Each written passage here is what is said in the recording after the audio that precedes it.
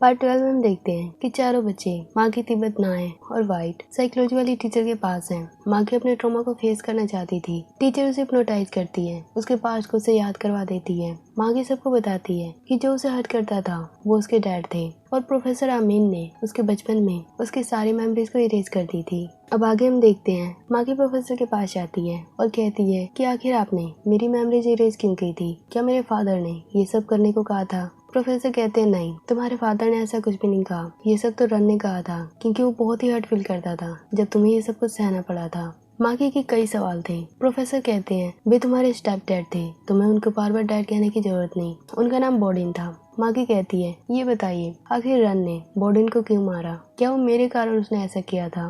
और रन अभी कहाँ पर है? प्रोफेसर कहते हैं रन अभी कहीं भी है, वो ठीक है। इन सवालों का जवाब मैं बाद में दूंगा। अब माँ बाहर बैठी थी, सोच रही थी कि वो सच का पता कैसे लगाए। वे अपने बचपन के दिनों को याद करती है जब प्रोफेसर ने उसे हिप्नोटाइज किया था, उसकी मेमोरीज इरेज की थी। उन्होंने ये सब करने से पहले उसे एक कपकेक खिलाया था। माँ ये सब याद करी थी। तभी वो तिब्बत आता है, वो उसके साथ बैठ जाता है। माँ बहुत परेशान थी। तिब्बत उसे संभालता है और कहता है तुम्हें भी टीचर्स पे भरोसा करना होगा क्योंकि वो सच्चाई इतनी जल्दी नहीं बताएंगे। जैसा कि तुम रन के बारे में पता लगाना चाहती हो और मैं अपने डैड के बारे में, उनकी मौत के बारे में पता लगाना चाहता हूँ। वे किस प्रोजेक्ट पे काम कर रहे थे उनके बारे में जानना चाहता हूँ। लेकिन ये सब हमें होम स्कूल में रहकर ही पता चलेगा। माघी और तिब्बत आज पहली बार अपने हाथों को होल्ड करते हैं। अब नेक्स्ट डे जैसे स्टार्ट होता है हम देखते हैं तिब्बत नाय साथ में रनिंग कर रहे थे। तिब्बत कहता है क्या तुमने अपनी फीलिंग्स के बारे में वाइट को बता दिया कि तुम उसे लाइक करते हो? नाय कहता है नहीं, मैं उसे कैसे बता दूं? हाँ मैंने ट्राई किया था। मैंने उसे कहा कि मैं गर्ल को लाइक करता हूँ, बिल्कुल तुम्हारी तरह। तिब्बत कहता है क्या वो समझ गई कि तुम उसके बारे में कह रहे थे? नाय कहता है नहीं, उसने अब तक कोई भी जवाब नहीं दिया। ऐसा लगता है कि वो मेरे ऊपर ध्यान ही नहीं देती। तिब्बत कहता है मेरी मानो, तुम अपनी फीलिंग्स डायरेक्ट उसे कह दो, नहीं तो वो कभी भी समझ नहीं पाएगी। क्या पता वो उल्टा ही समझ ले कि तुम्हारी कोई गर्लफ्रेंड है। अब नाय कहता है ठीक है मैं ट्राई करूंगा, लेकिन अपने बारे में बताओ, क्या तुमने माकी को बता दिया कि तुम उसे लाइक करते हो? तिब्बत कहता है वैसे माकी तो इन चीजों के बारे में सोचती भी नहीं है, वो तो सिर्फ रन के बारे में और होम स्कूल के बारे में सोचती रहती है। पर हाँ कल हम दोनों ने साथ में हाथ पकड़ा था, पहली बार हाथ पकड़ा था। मैं बहुत ही खुश था। नाय ये सुनकर बहुत ही हंसता है तिब्बत के ऊपर। तभी हम देखते हैं कि कोई उनकी बातें सुन रहा है चुप चुप कर। वो था न्यांग। न्यांग को देखकर नाय पूछता है कि तुमने हमारी कौन कौन सी बातें सुनी? न्यांग सब कुछ बता देता है जो कुछ तिब्बत और नाय ने बोला था। अब नाय कहता है न्यांग तुम्हें क्या लगता है कौन सी गर्ल यहाँ होम स्कूल में सुंदर है? कौन सा बॉय सबसे ज्यादा हैंडसम है? और तुम किस गर्ल को लाइक करते हो? न्यांग को एक स्नैक्स बहुत ही पसंद था। वो कहता है जो स्नैक्स को पसंद करता होगा वो गर्ल सबसे ज्यादा प्रेटी होगी। जो बॉय उस स्नैक्स को पसंद करता होगा वो बॉय सबसे ज्यादा हैंडसम होगा।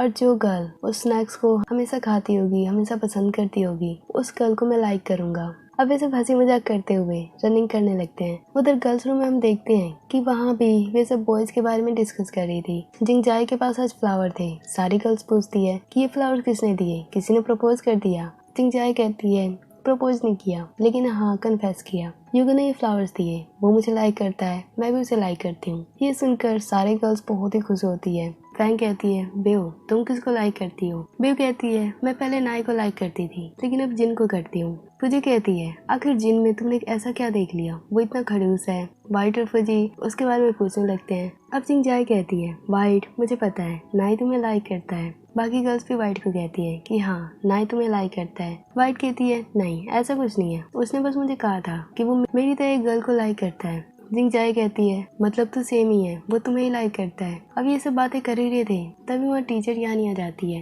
वो कहती है क्या बकवास की बातें कर रहे हो? अब वो उन्हें एक कार्ड देती है और कहती है ट्रीटमेंट के लिए तैयार हो जाओ। बच्चे बिल्कुल क्यूरियस थे कि टीचर अब क्या करने वाले हैं। अब हम देखते हैं सारे बच्चे फिर से अपने अपने टीचर के पास चले जाते हैं जिनको उन्होंने चूज किया था। फैंग नुआंग टीचर दिलाग के पास थे जो म्यूजिक बजाकर और उनसे बातें करके उनकी प्रॉब्लम को सॉल्व करने की कोशिश कर रही थी। उधर टीचर यानी फुजी जिंगजाई बेव के साथ बैठकर उनकी प्रॉब्लम को सॉल्व करती है। उधर साइकोलॉजी वाले टीचर तिब्बत माकी नाय और वाइट को सबको एक एक कपकेक देती है, उन्हें खाने को कहती है। मागी पूछती है क्या ये हमें बेहोश करने के लिए है? टीचर कहती है नहीं ये तुम्हारे ट्रीटमेंट के लिए होगा। अब ये सब खा लेते हैं। उधर हम यूगो और दूसरे बच्चों को देखते हैं जो टीचर प्रसाद के साथ थे। टीचर प्रसाद बच्चों को कहते हैं जो तुम्हारी लाइफ में सबसे ज्यादा प्रीशियस चीज है उसको लेकर आओ। वे एक फोटो और एक ब्रेसलेट लेके आते हैं। यूको कहता है कि ये ब्रेसलेट मेरे भाई ने दिया था, जो इस दुनिया में नहीं है, जिसे मैं सबसे ज्यादा प्यार करता था। और दूसरे स्टूडेंट के पास उसकी फैमिली फोटो थी, जो उसके लिए बहुत ही प्रीशियस था। टीचर प्रसाद उन दोनों की वो चीज लेते हैं और जला देते हैं। बच्चे पूछते हैं कि टीचर आपने ऐसा क्यों किया।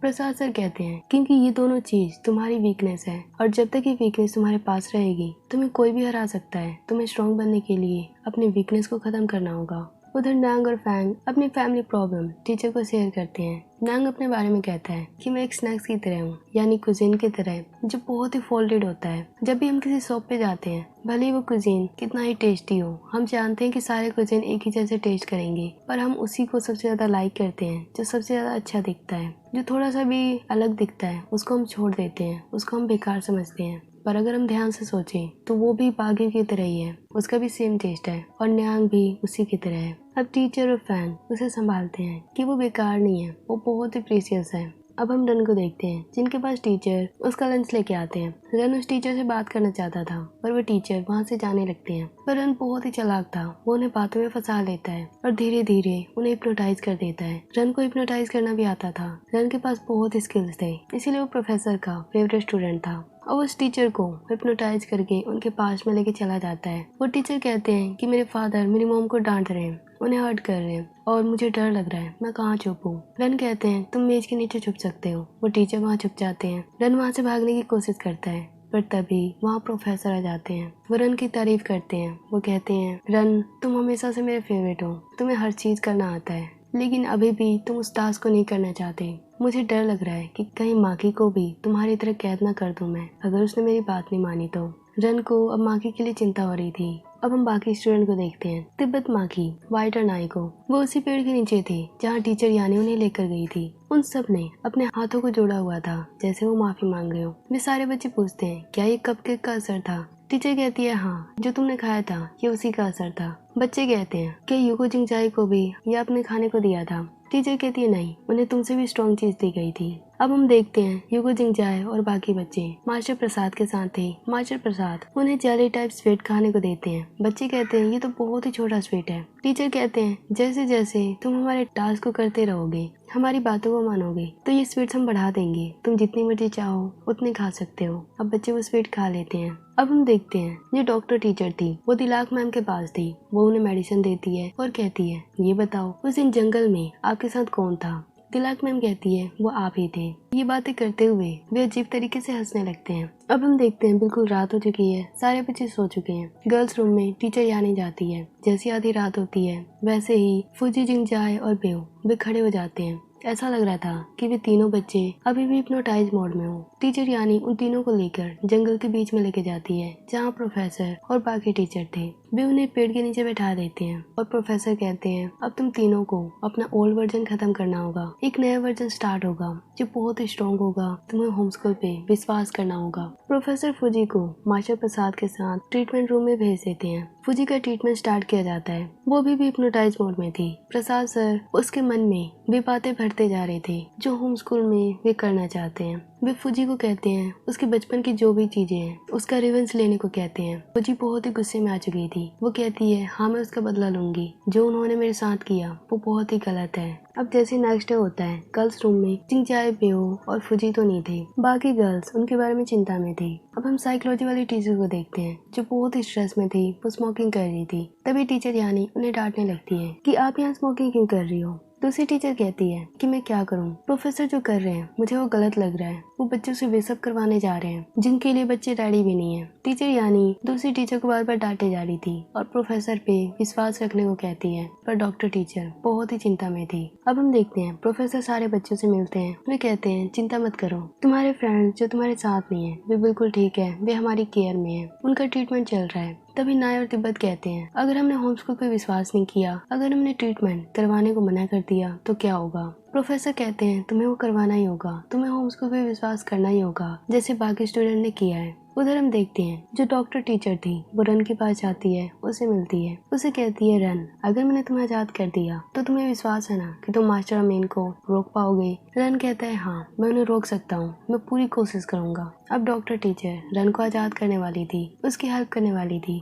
रन ये सुन बहुत ही खुश था। अब रन क्या करने वाला है, अब आगे क्या होगा नेक्स्ट पार्ट में देखेंगे।